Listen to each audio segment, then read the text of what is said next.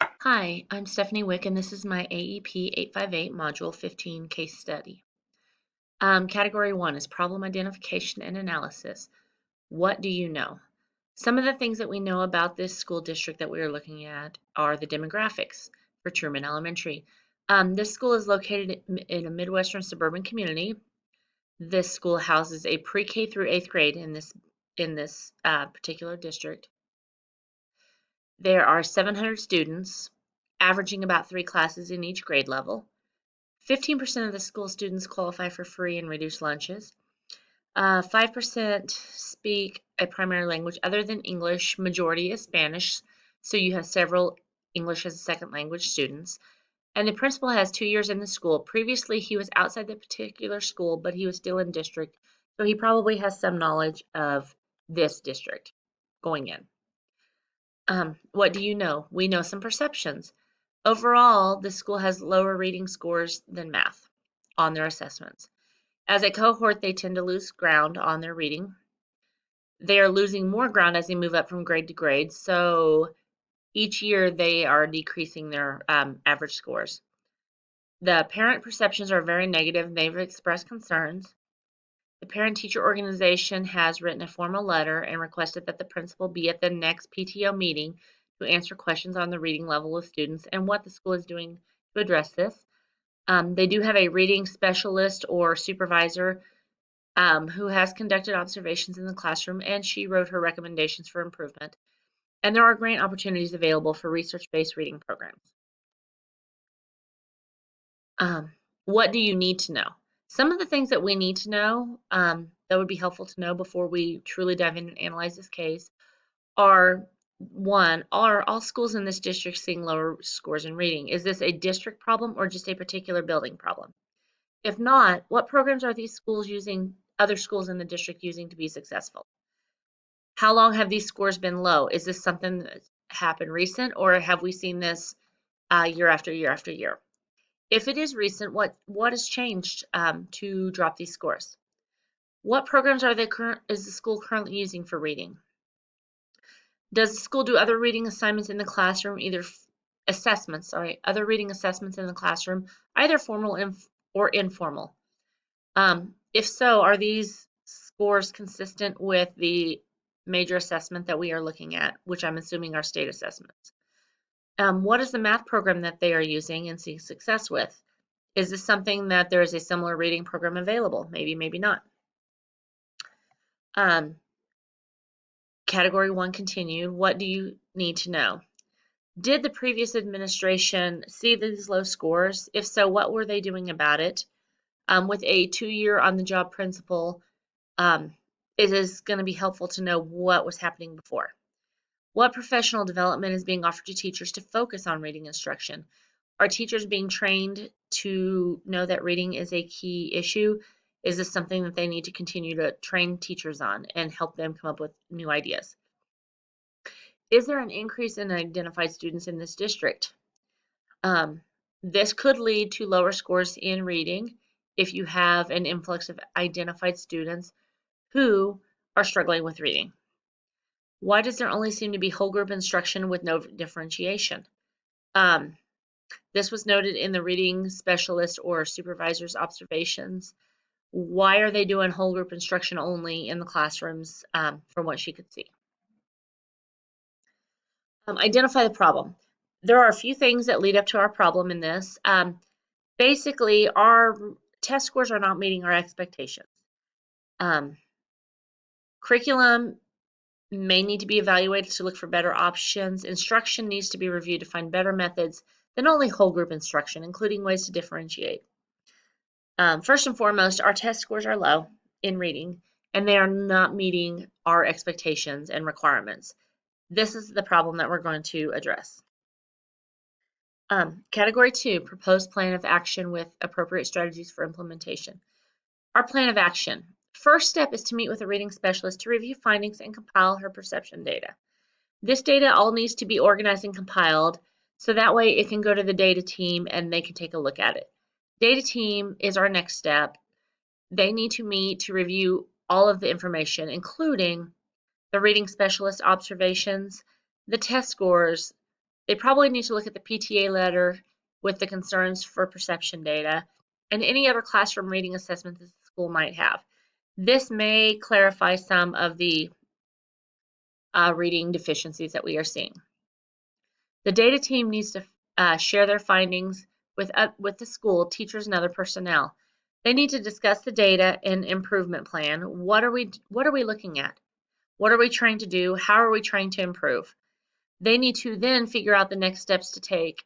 If they can include teachers, administrators, everyone in this process, it's more likely to get a good buy-in for this process. And they also need to determine needs that teachers may have. Maybe teachers are doing what they think is right, and it's just not meeting the score requirements.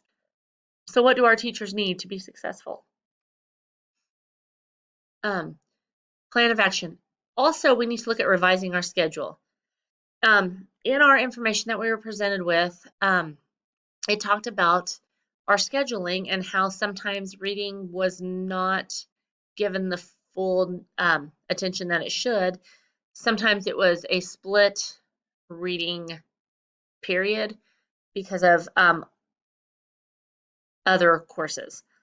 So let's look at the scheduling to determine if there's a better schedule that can be implemented to give teachers more time or sufficient time for reading instruction without interruptions. Let's look at new curriculum. We need to look for and evaluate several different options for curriculum. Once we select a curriculum, we need to provide training for teachers on this curriculum. They need to be familiar with it, they need to be comfortable with it, they need to be able to implement it in the classroom. We also then need to meet with our PTO and other concerned community members to share our plan for improvement.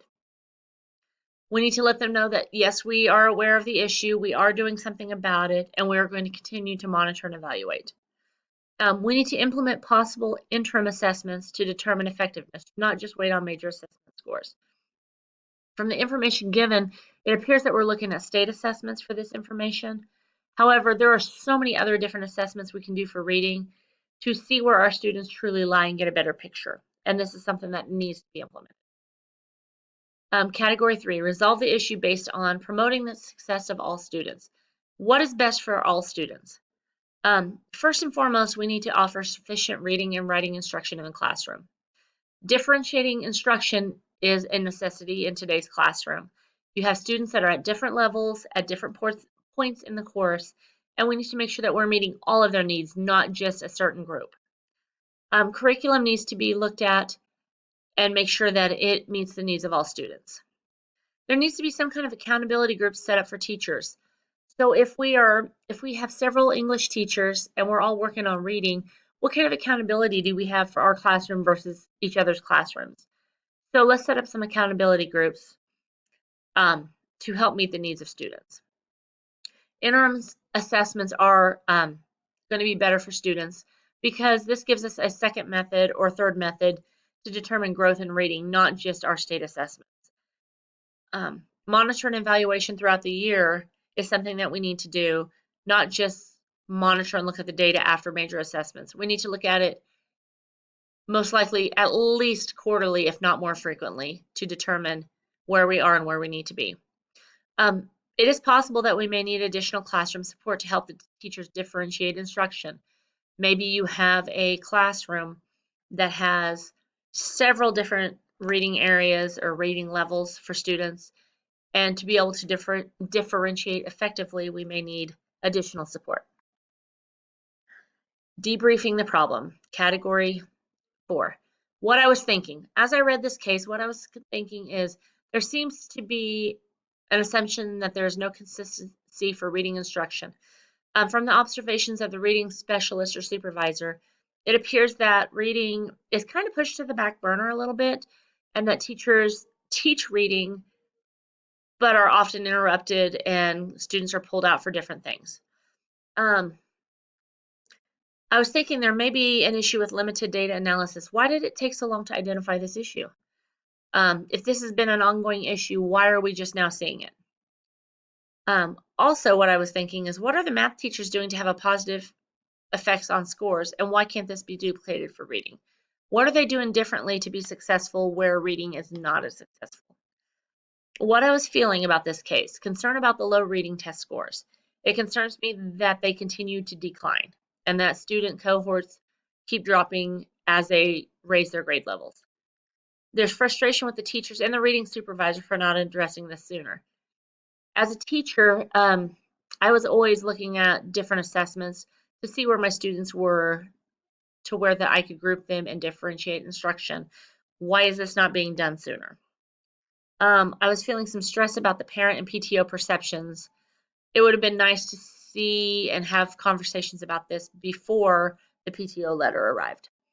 I was also stressed about the cost of this undertaking, especially if we do not get the additional grant funding that we would apply for. What I was valuing. I'm valuing the fact that we have very involved families who want to change. Having a PTO that is very involved and sees an issue and is willing to speak up and try to do something about that is essential in school success. I was also valuing the opportunity that we had to apply for additional funding to make the necessary changes. Additional funding would be necessary to be able to add and improve our reading instruction. We also have a great opportunity in that we have a reading supervisor.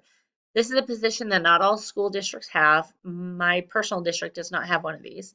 And it's great to have somebody that their main job is to track this and to see what is going on and try to find ways to improve. Issues that are still unresolved or open to further investigation.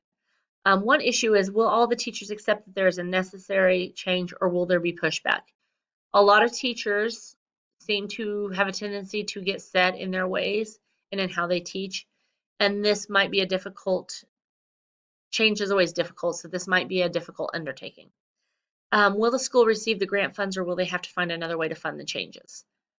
If we do not receive grant funding, what are we going to do? How are we going to pay for this? Will the changes that we are making yield the expected results? That's always a risk, but with good research and into our curriculum and how we are changing, I would hope that our results will show improvement. Will parents give the school and teachers sufficient time to fully implement the plan? A lot of parents, stakeholders, people like that may want an instant fix, which is not always possible because at this point now, we are trying to build them back up to grade level reading, and it's going to take some time. Will our stakeholders accept other assessment data, not just state assessments? We need to look at more than one measure of assessing. Reflect on Standard 8, Category 5, engaging families and community. One thing that we are doing is we are validating our PTO concerns, and we've had open conversation dialogue with them. We've addressed concerns with the community members through an open meeting, which is something that we would do and have an open house to address these issues with parents and other community members. We have applied for grant funding to help offset the costs and expenses of a new program. Use data to respond and communicate. We do have a data team who evaluates assessments and communicates these results to staff and teachers. Our data and research is used to evaluate and determine new curriculum and new scheduling, and data will be an ongoing part of the process and will be used to evaluate and modify the implemented changes. How did we use knowledge of policies, laws, and regulations? We followed data team policies to make the determinations on where we need to make our improvements. We followed the Kansas state policies in implementing changes made to curriculum. We've met the requirements and regulations in applying for the grant, and we followed the district's professional development requirements to provide the necessary training and support for the implementation of the new plan. Ongoing dialogue with decision makers outside the school. We attended PTO meetings to communicate and answer questions from PTO members, open communication with parents on the changes being made, open house opportunities for question and answer sessions. We have communication with other schools in the district to compare and contrast testing data and communication about effective reading curriculum. And we have regular communication with the superintendent of schools to update on how our plan is improving scores and where we need to modify. Thank you for watching.